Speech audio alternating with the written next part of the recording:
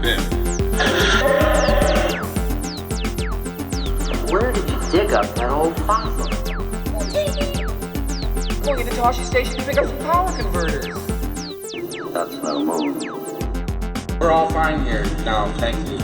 How are you? Welcome to the Star Wars Nerds Podcast. I'm Dan Vadebonker. And I'm Kenton Larson. And we are now planning our trip to Disneyland. Are we? Are you planning a trip to Disneyland? Well, no? Maybe I'll review. Maybe we'll talk about what we've seen in the news, and then I'll tell you how I feel about it now. Oh, that sounds good. Yeah, let's do that. Okay, we'll end. We'll save that. We for don't the want to end. spoil either one of our what we might think about this and where we might want to Galaxy's go. Edge, of course. We're talking about Star Wars Galaxy's Edge, which opened up a few days ago on May 31st, and we've seen a lot of content online from our friend Steele Saunders, who got some early access, I think, because he's like a Star Wars journalist. You know, it's so funny. I listened to his podcast, but I was mowing the lawn for the first part of it, and the mower was a little loud, so I was like, did he get special access? He did. I'm sure he did. Yeah, because they were talking him and Jason from Making Star Wars. Were still, nonetheless, Jason said he had to stand in line for an hour and a half. Oh, and I was like, how is that special access? Well, no, but they got in. They may have stood in line, but they got in early before the 31st. They got in a few days early. Oh, okay, but was it the special George Lucas, or was it? Oh, I think, it might have been part of that whole thing where they did the opening ceremony and everything. They had George Lucas there and Kathy Kennedy. See, there was an early part of the podcast, too, where Steele was talking in his car. I was like, I can't wait. I got to find out what happened. So I went then I mowed the lawn, and then I was like, where am I? So I sort of came back around when there were, where Jason said he had to wait for quite some time to get in. Okay. And Steele said 30 minutes for him. So he hit sort of a downtime. So I'm not. Maybe it was special access, but still popular. Still wait in line. Sure. Special access for 10 million people. Yeah. Well, right. even 1,000 people would be waiting in line. Where's our special access? I don't know. Damn it. Jeez, when do we rate special access? Maybe if we paid our own way to go down to California, they. You know why? Us... I know why. Why? Because Pablo knows we have our pride. We don't take no stinking That's right. junkets. We're not going to be paid off. We're an honest media. We give reviews without being influenced by fancy junkets and that stuff. Just early like Roger access. Ebert used to always, he would not, did you hear that? Yeah, He would not pay, so the Chicago Sun-Times always paid for his junket. Right. So he could say, he could say, so-and-so's movie is the worst I've ever seen in my life. So he could go out on a limb. I want to make a local joke like Winnipeg media to IKEA. That was something that happened a couple years ago when IKEA opened here. Yes. All our media outlets they all went to this big party for IKEA, and it was like, anyway. And they gushed. Yeah, for sure. They gushed for IKEA.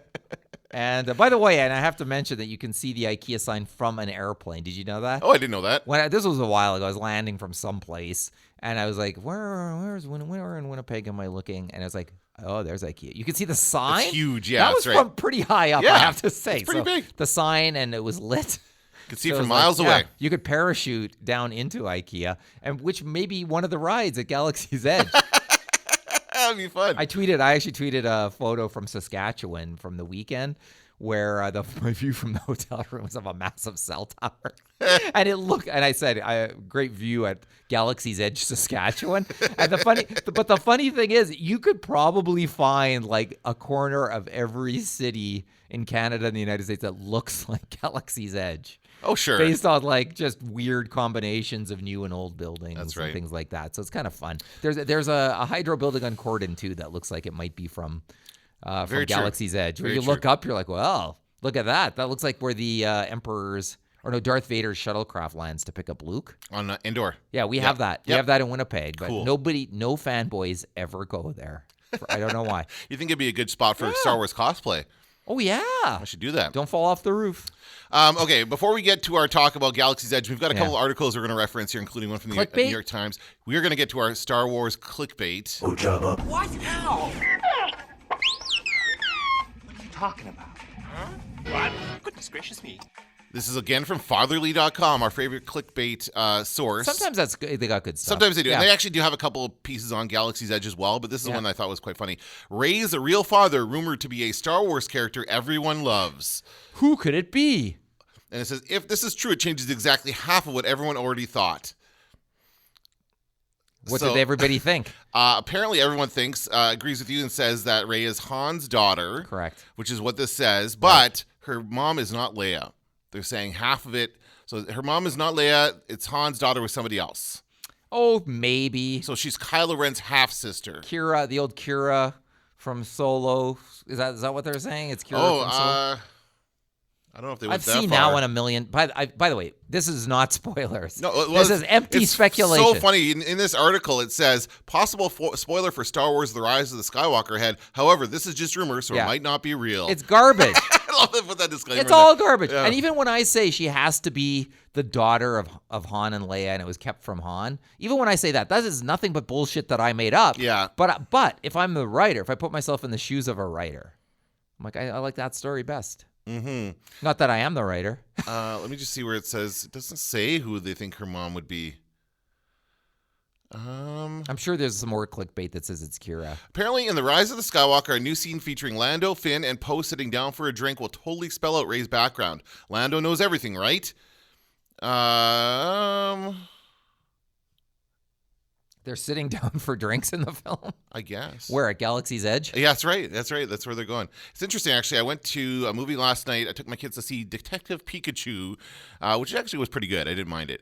And the kids quite enjoyed it as well. I've seen some of the toys, and I literally looked at them and went, who gives a shit about this crap? Millions of kids all over the world. That's who gives a shit about it. That's and who does. They're not bugging me. The funny thing is my kids don't go for the toys, but they do enjoy the card game, the actual Pokemon card game, which is where this all started. Really? And the video games. They liked it as well. Started with a card game? Yeah, you didn't know that? I don't think I did. Yeah, Pokemon started as a card game. That's the original part of it. Is that how your kids started liking it? I think they started liking it through cartoons and that kind of stuff, but then it kind of grew from, they figured the source material was the card game. And there's quite a few like video games on handhelds like DS and that kind of stuff that Jack plays a couple Pokemon games on the DS. Yeah, I'm aware of those. I didn't know. Yeah, no, it was a card game. And actually, it was interesting because the movie itself, I swear it gets back to Star Wars. The movie itself is based on the video game called Detective Pikachu, which I didn't know was a thing until I saw that in the movie. Me neither. There was an actual video game called Detective Pikachu for like the DS. And anyway, we're in the theater and we're walking past all the movie posters, and there is the poster for The Rise of Skywalker in the theater, but it's just the title. There's no poster with all the characters in it. We saw that one that was leaked a number of weeks ago. It looked like a toy display style, Toys R Us style poster. But we don't have an actual poster for the last however many years. Yeah. The background on my phone has always been kind of the official movie poster for whatever Star Wars movie is coming out that year. Right now, I don't have one. I have some fan art from Star Wars on my phone, so I don't know. Remind me when in the past has the character poster been out by now? It has, yeah. No, it has. They've revealed it. I believe for the last one, they revealed it at the same time as they did the first trailer. So it was out already. It was out at Celebration. Also, it's been revealed. Is D23 happening this year? Oh. D23 it might be. I forgot all about it. How about Comic-Con? What happened to that? Well, something could be happening at Comic-Con as well. Yeah. I mean, they did Celebration this year. There hasn't been really much of a Comic-Con anything since the first year. Yeah, since kind of started, they did their own celebration has been a thing that they've been doing. That's the only August 23rd. So D23 is happening August 23rd to 25th. Maybe they'll reveal. That seems pretty close, but maybe they'll reveal something there. Yeah, that's. I think that's a good bet. So there you go. There you have it. So not really clickbait, not really news. Rey is Han's daughter. Everyone thinks that. Everyone knows that. So moving on. It makes Force Awakens make more sense if that's the case. It gives it a rich backstory that we couldn't appreciate at the time. And I like that story. I don't know about, Han was with someone else. I don't think so. I still stand by what I've been saying since the beginning, which is I believe that there is a scenario by which Leia could have had this baby, and because maybe things were bad. Or it could have been twins. Of course, we all know that one. Or Leia could have had, and one of the twins was kept from Han. Or Leia had a baby with Han and did not, and maybe things were dicey with him. Maybe for security reasons, they didn't say anything. Who the hell knows? But there's 100 different ways you could explain that in a Star Wars movie. Yeah. So I don't know. I think I still think that we're gonna get something along those lines. Everybody wishes, like, there's the whole team Reylo wanting them to team up, wanting them to have a love affair or whatever. I just don't see that. No. They have a connection. That doesn't mean love affair. And maybe I'm wrong. Okay, so let's get into the Galaxy's Edge stuff. Now, Chris Schiffman was nice enough. Did he share that with you? There was a story, an Instagram story that he shared that came from actually, I believe it was actually the D23 account, and that was just kind of a series of images and videos from various parts of the park, which was really cool. So you get kind of a close up. Clearly, they were taken before anybody was let in there because there's no masses of people yet. There's a couple different articles here. I have one here from pastemagazine.com, and it's called 5 things you need to do in Star Wars Galaxy's Edge at Disneyland. So this is kind of a bit of a listicle, but these are like the top highlights that this person has identified. Number 1. We have not been there. Let's remind everybody. So, sorry, I got to grab my coffee. Okay. And I know I keep changing my plans, and I was hoping to go this summer, but things have come up that have not allowed me to be able to save up enough to go again. But the goal is to hit. You have children. I have children. I have a family. I have other responsibilities. And good for you for focusing on those, unlike a lot of Star Wars fans who leave them. No, I mean, they leave them behind. They would take the kids. How can you not take the kids? The kids they leave them behind in poverty. No, they and don't. Then they go off to Celebration, forget all about them, and come back, and the kids are now roaming the streets. I'm really hoping to get out next summer. So summer of 2020. Wow. 2 reasons. Number 1, Galaxy's Edge, and we do want to do California specifically because we've already done Florida, we've already done Disney World.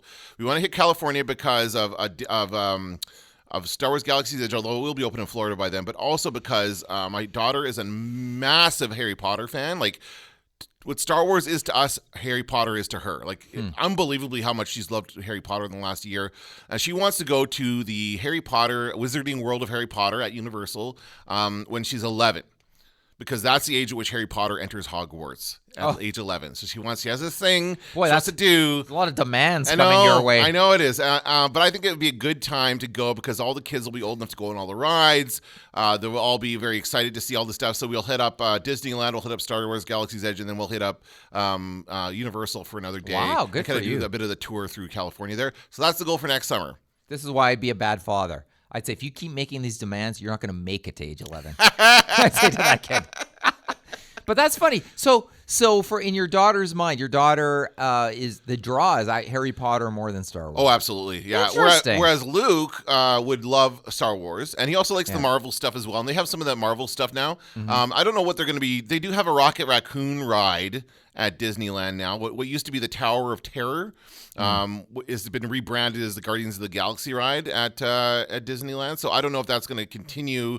They're going to open up another land for Marvel because Disney owns Marvel now. I don't know. They'll figure that out. But for now, that's the goal. Is she wants to go to Ollivanders and pick a wand and do all the Harry Potter stuff and drink some butterbeer, and there's all kinds of stuff there. So I've heard very good things. Of course, Chris Schiffman is our correspondent who's been to all these things and done. He's the grown man who's been to all these awesome theme parks with no kids. He's living the dream. He is. Gets to enjoy all these things without having any children. So good on you, Chris. Is Chris Schiffman an extreme couponer? Oh, maybe. He might be. But he certainly likes that stuff. We said that. We made that allegation against him. I don't think so. I don't know. He does like to go to the States to get deals and to get weird cereals. Yeah. That's his favorite thing, I think. That's why I was wondering if he's more drawn by his fandom or the promise of sweet deals. He'll tell us. Maybe both. He'll tell us on Twitter. Anyway, okay. So here's what it says to do. Number 1, head straight for Oga's Cantina. This is kind of the restaurant, and it says here it's better if your reservation is for the afternoon or evening. So I guess you have to make a reservation.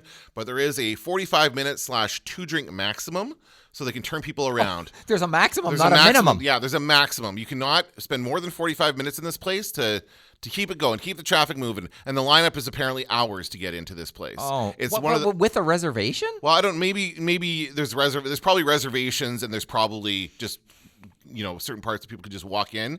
But it says hours. And it's not the best part, but it's the part that most authentically recreates the Star Wars universe. Is this cantina, and I can imagine that. There's probably some great animatronics going on, some aliens in there.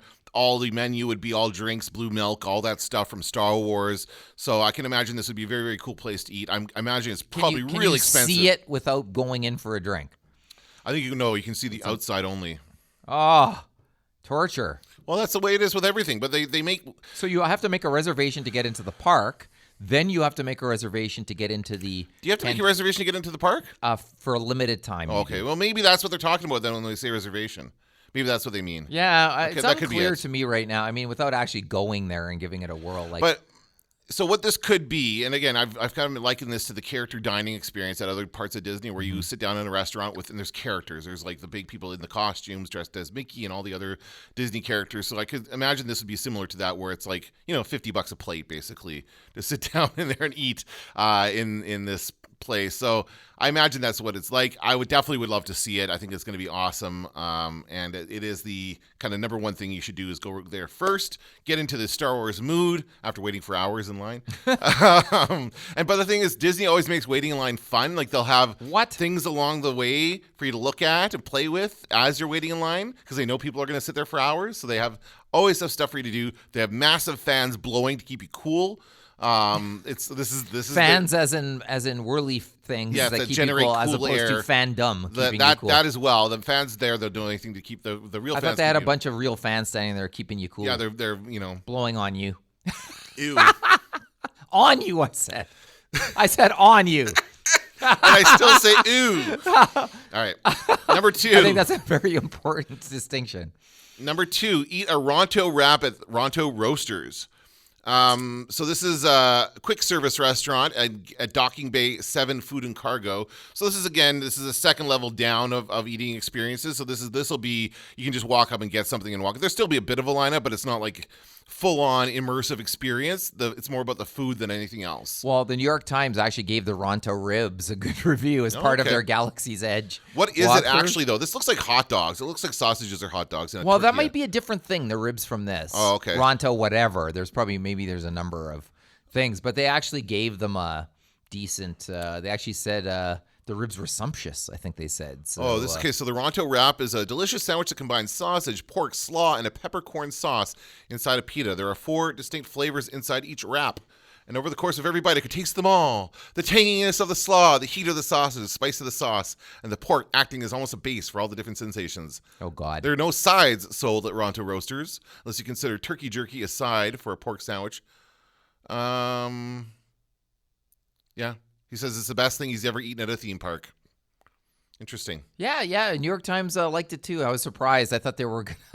I thought the food and the drinks were prime places where this could be. They could reveal itself to be a cash grab. Well, we know we know there's merch. Keep going down your list. All right. Well, no, I would say as far as the food goes, like we don't know what this really is. I mean, it says what it is. It's the usual. They probably have nutritional information and stuff there as well, but it's meant to feel like food from a galaxy far, far away. It'll take you out of the experience if you ask for nutritional info.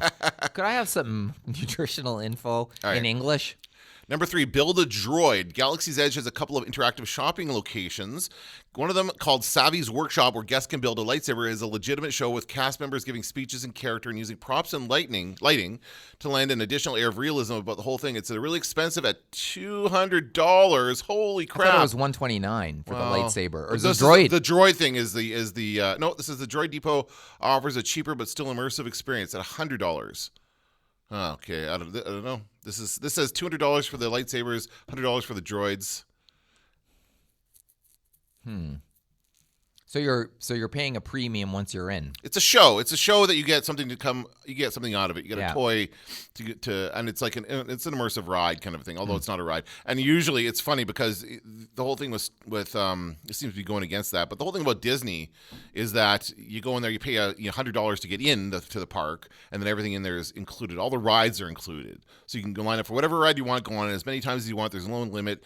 So all these extra things there's only one real ride in this park, in this Galaxy's Edge, and that's the Millennium Falcon ride. With another one to come. What's the other one? I don't remember. Are they not going to move Star Tours over there?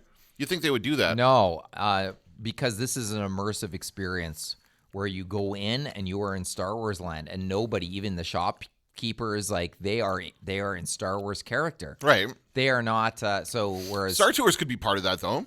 I don't think so. I think it's considered a separate thing. It's an old school. It's going to become like the Circus to the Bellagio. I think. I do. I think that's. I don't think they're not going to move it. I would think they would do something similar in Galaxy's Edge, because it is quite an immersive. Once you get in there, does feel like you're inside a ship, and you do feel like you're flying around and stuff. So there is that. It does feel like an immersive experience. They just have to. I do not believe there's a plan to do that. Okay, interesting. Yeah. Okay, so though Star Tours continues. Yeah, it's there. Yeah. It's in, well, I don't know where it is in Disneyland, but in Florida, it's in Hollywood Studios. That's where you go. And by the way, they also had, again, as I said before, they have these Jedi Academy things happening in Hollywood Studios that I imagine now that will move to Galaxy's Edge. All the Star Wars themed stuff should be in Galaxy's Edge. Really, there's no reason for it to be anywhere else, in my opinion. Number 4, play on the data pad. There's a notable optional role-playing element to Galaxy's Edge. If you choose to participate, you can't necessarily dress in a Star Wars costume if you're an adult. Why not? They ban it. Why? No cosplay. Why not? Not allowed. Oh, well, maybe for security reasons.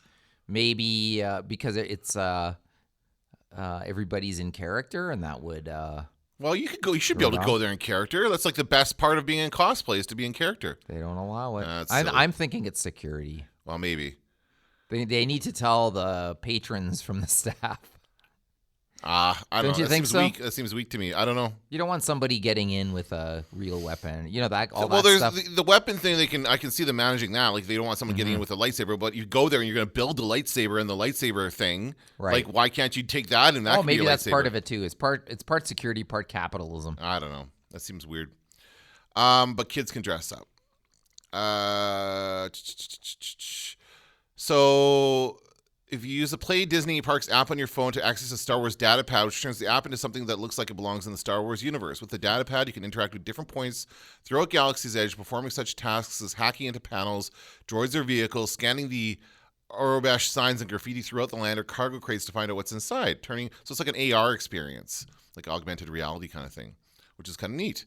So you can do that. That's at no additional cost. So it's just another way to kind of immerse yourself in the experience. So that's kind of cool. Number 5, just enjoy the world. Well, that's weak.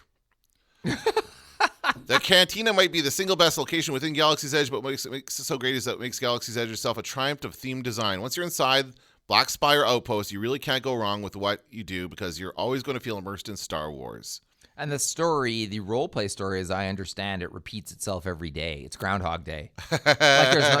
Like you can't go 2 days in a row and see 2 different stories play out, which maybe in the future you will. But right now, I think it's the same thing happens every day. That seems like that's a pretty safe bet. They want people to turn through. Right now, because it's so new, they want everybody to come once and then leave it and then come back. So they might change the story itself after a couple of months and then have something new there. But I wouldn't be surprised if they kept it on the one-day rotation. Like I wouldn't go there 2 days in a row. If I was going to Disney, I would plan one day. Like they do have the park hopper passes, but I would do one day. And now they have 3. So this is the land. This is not, again, Chris pointed this out to us last time I made this mistake. This is not a separate land. This is part of Disneyland. Does it make sense? Like it's like Galaxyland. It's like or Frontierland. It's a different part of Disneyland. It's not a different park. Like California Adventure is a different park, right? So this is part of that experience. So you could go there and then go somewhere else for the next day. And that kind of thing. So that's what I would do. That's when I go. I'm going to spend one day in Galaxy's Edge. Then we'll go to Harry Potter World and then spend one day in Harry Potter World. And then we'll go to Pottery Barn. There we go. That's right. It's Pottery Spend the Barn. day there. Yeah. That's where you'll reenact then your we'll favorite. I'm going to get a burger at In-N-Out because I've always wanted to do that. I've never been to In-N-Out Burger. So I don't know if I ever have either. Get some animal style. Animal style fries, which just means go get some more Ronto. That's right. Some Ronto style fries, which is just chili fries.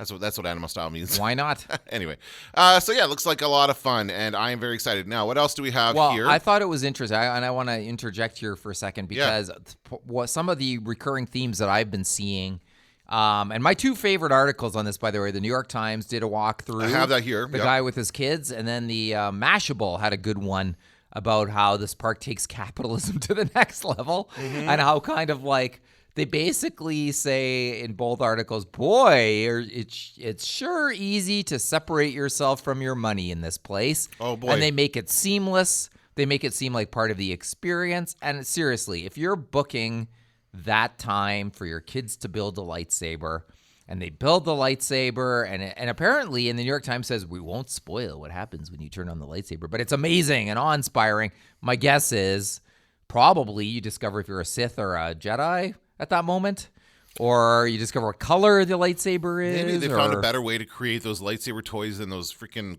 crappy telescoping things, because those are awful. The ones my kids have are the solid plastic, like they can actually have sword fights with them, but they don't contract down. They're always out. So we made that choice because it seemed like a better, more interesting thing to play with. Those other ones seem cheap. By the way, you could do that at the old Disney World. And it was way cheaper. It was like maybe $40 or something. All the articles say the merch is premium merch. There's no junk there. It's expensive. If you want to get something, you're going to pay. And I think it said the lightsaber is $129 US, but I could be wrong.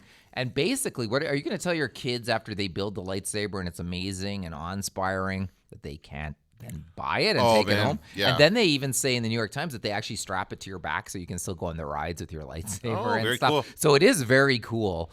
But they all say that you're going to separate yourself from your money and you're going to do so in a seamless way. Is that because they use those magic bands for paying? I don't know. Because I believe this is something they were working in when we went there. So you get these magic bands, which is like your little pass to get into stuff. So you get, and we have ours still from when we went to Disney, and we can reuse them. Like they're $15 each for the bands, but then you can reuse them as much as you want. So we can reuse them when we go back. But it's kind of like it's like the Pego card when you tap it to get into your, you have to load it. So you have to pay for your admission. You tap it when you get into the park that lets you in, and you tap it when you go to the ride. That's how you make your quick. What is it called when you do the reservations? Jump the line. I forget what it's called again, but you do the thing where you can reserve for certain ones. You can jump the line and go through. Right. Someone's going to remind me of this, I'm sure, or I'll remember later. So that's part of that. So you have to tap it for that. You also tap it for if you want to, like, you come out of the ride and you see the photos of yourself on the ride, you tap it to your photo and it saves it to your account. So it kind of can, and it also does creepy things like when you go through It's a Small World. Remember that ride? How could you forget? It says, "See you later, Dan. See you, Kenton," and it like knows your name because of your Fast Pass. This is Fast Pass. That's what it's called. This is the beginning of Westworld. It is. It totally is. It's so creepy, but it knows who you are and it tracks your movements throughout the park. And I'm sure that's how because you can attach it to a credit card and you can just tap and pay all through the whole park. That's how they're making it seamless. I'm sure that's when how Tom they do Cruise goes, it goes, "Nice to see you again, Mr. Nakamoto," because we know he killed the guy. He killed the guy in Minority Report and took his retinas, so he can never go to the park because then they'll discover that he murdered somebody. Good reference. Good callback. This is definitely, one other thing surprised me, I have to say. So it's immersive. We know that. We know it's easy to buy lots of stuff. We know that. But I was surprised when I listened. One of the things they said in Steele Saunders' podcast is that you can actually walk from one end to the other in about 7 minutes. Yeah, it's not huge. Yeah. It's very small. Yeah, and that's every photo makes it look like it's gargantuan. Well, I know, and that's the problem is that it's supposed to feel bigger than it is. This says it's a space version of Casablanca is the quote here in the New York Times article. Which when is are they opening Casablanca World at Disneyland? I don't know. I would like to go see that. Yeah, I would too. Hear Sam play that music. You and me would be the only ones in there. Animatronic Play it again, Sam. Sam. That's right. He's playing Play it again, Sam. That'd be fun. This is going to be the beginning. The machine gets stuck. It breaks down. But I imagine all the animatronics are really good. They are so good at these things. There's what's the name of that character from Rebels, the smuggler character? Hondo. Yeah, Hondo. Yeah. He's one of the guys who guides you through the part of the rides. That's a weird choice. Well, I think it's a good choice because it's a character that they have a lot of freedom with.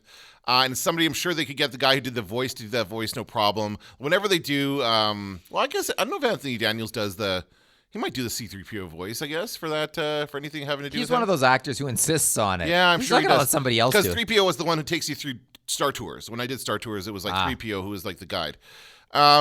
So I think, I don't know, they want to promote the little-known parts of the Star Wars franchise and not as well-known stuff. So Rebels would fall into that category, Hondo being a character that was only there, and we have not seen him in anything else. We might see him in future movies now that we might see him in The Mandalorian. Now we see, like, this looks like a more real-life version of Hondo, so... Yeah.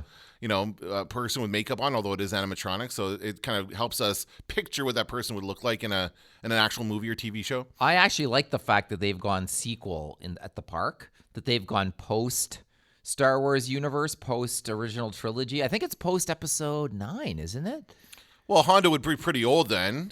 Well, I guess it maybe doesn't matter. It probably doesn't matter, Okay. but He's one of those aliens that doesn't age. I think it.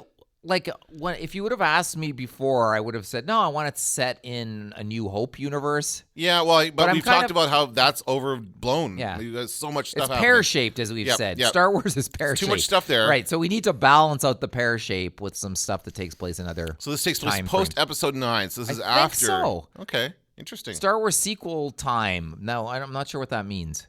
Should I look it up? We'll figure it out. We'll figure it out. Yeah. People can tell us. They can That's tell part us. of this podcast is we just blather on about nonsense and then people tell us when we're wrong.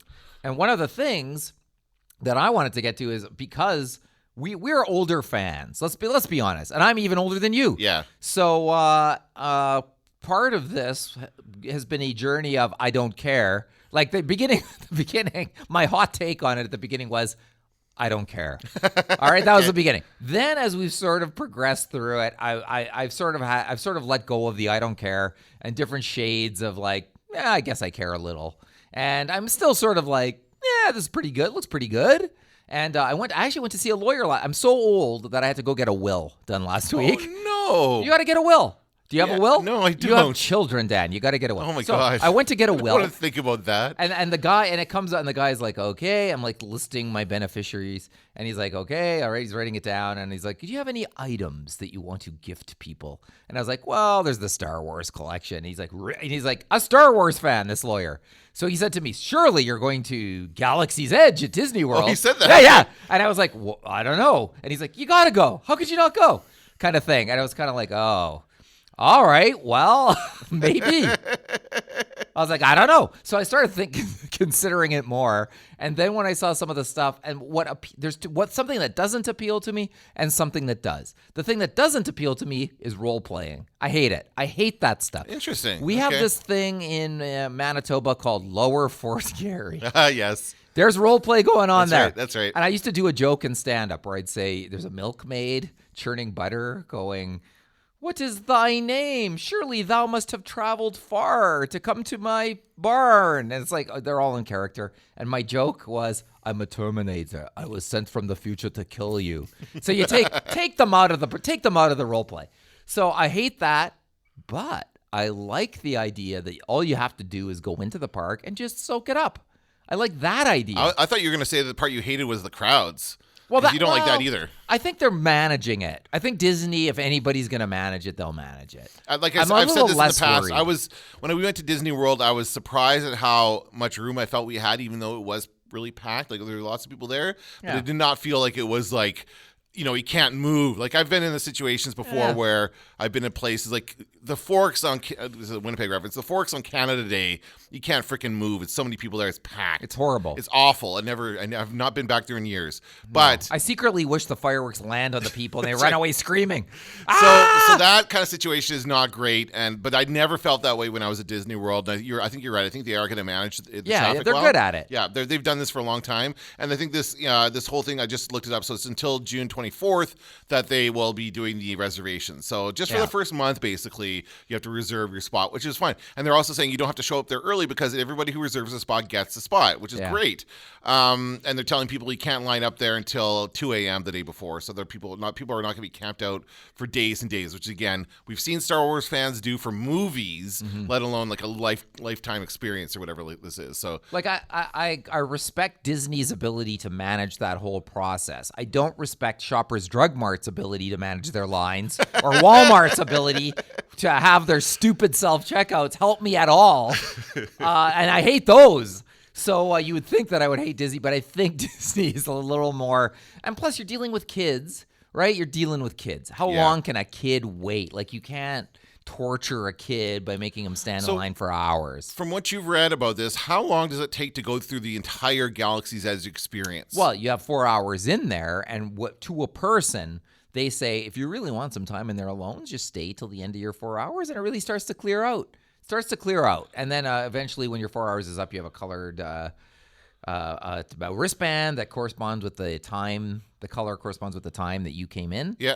And the stormtroopers go, gotta go, time to go. They come to take you out. Gotta go. See you later. Have a good one. So they sort of clear you out, but they say everybody to a person says, yeah, like 4 hours is more than enough. Really? Yeah, okay. like it's more than enough. You can probably do get a lot done. And I would want to go soak up the atmosphere and maybe have a drink. That's yeah, really well, it. I would do the Millennium Falcon ride for sure. I think that would be fun, whatever that is. I would do that. Of course, you wouldn't go that length and then not do the ride. Right. But just soaking it up sounds like a fine way to spend an afternoon. Okay. I don't know. It seems fine. So are you going to go? So here's We've reached the end of the podcast. So here's the surprise. The surprise is I'm more interested in going now than I was like even a week ago. Interesting. Okay. And owing to all the reports that I've heard about it, and my lawyer going, why wouldn't you go? What the hell? What's going on? Now all we have to wait is for a certain president to be impeached or... Oh, I forgot about that element. Yeah, you're right. You haven't been to the States since he's been president. Yeah, so... but it's getting easier to not go. That's the thing. Well, yeah. At first it's hard because I used to go there 4 or 5 times a year. And now you've gone for a number of years now, a couple of years now. You have not gone to the States. There's a band that I like called Idols, IDLES. They're a good punk rock band from England. Yeah. They'll never play North America, and they are. And they're playing Toronto and Minneapolis. I was like, ooh. Oh. So I checked Toronto, and it's like still some tickets available, but they're going fast. Then I checked Minneapolis, tons of tickets available. I'm like, ooh, like it's so tempting to break the ban. It's hard. Yeah, I mean, it's only it's an easy drive. It's an easy drive. Okay, well, I won't judge you. I've been to the States since Trump's been president. Yeah, but with my luck, I'll go there just when they build the wall or whatever. they'll block out the Canadian. I'll never be able to return. That's what I'm worried about. I'll be stuck. That's funny. I'll be stuck in a state that voted for him. And it'll be like Groundhog Day. It'll be like Galaxy's Edge, except a whole different experience.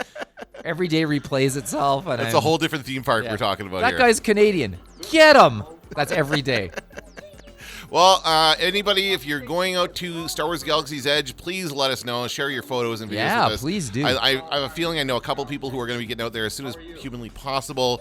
But yeah, if you're going out there, let us know. We'd love to learn about it. Yeah. We will get out there eventually. Yeah, definitely. In a year and a half, I'm there. I'm there in a year. You know what's going to happen. I'm there next summer, and then we'll go from there. Perfect. All right, that's going to do it for this episode of the Star Wars Nerds. I'm Dan Vadabonker. I'm Kenton Larson. Don't let the force hit you in the ass. TK421, you come. Going into Toshi Station to pick up some power converters.